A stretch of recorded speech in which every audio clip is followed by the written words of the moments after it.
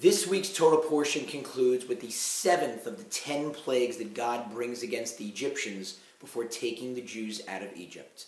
The seventh plague is hail, and it's an awesome one. It comes down from the sky, and it's unprecedented for it to hail in Egypt. But this isn't regular hail, because fire is mixed inside the hail, and it causes enormous destruction.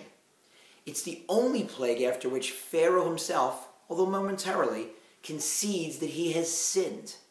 And after this plague, merely from a warning about the eighth plague, Pharaoh's servants are telling him, "Enough, let them go."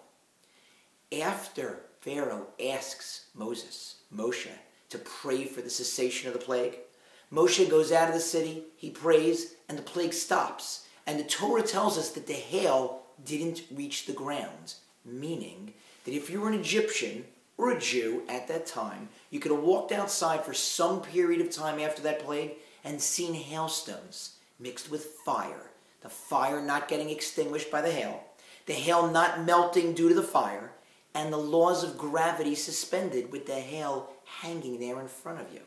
A rather clear indication of the existence of God, a pretty open and obvious, awesome flexing of the divine biceps.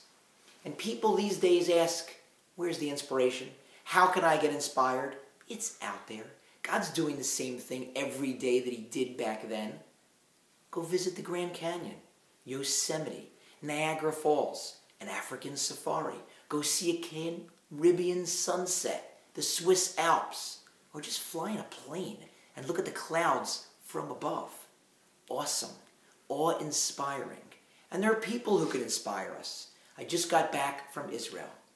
One day, just a regular Sunday, a regular afternoon, I was praying at the Kotel at the Western Wall. And the fellow who was leading the afternoon service was just a regular guy, not a great sage. But he inclined his head towards heaven. And when he started praying, it was so obvious that he was talking to God. Now, of course, we know when we pray, we're talking to God. But often we know that intellectually, not emotionally.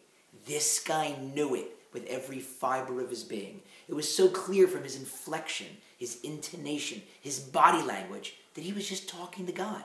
I actually crept a little closer because I figured there was a 50-50 chance that God might answer him. And I wanted to hear that. There are so many different ways these days that we can seek inspiration. From a rabbi, from a rebbitzin, from a speaker, from a class, from a book, from a friend, from a neighbor, from a video blog. If you're not plugging in and somehow, some way getting some kind of spiritual inspiration on a daily basis, or at least a weekly basis, then shame on you. You're really missing out.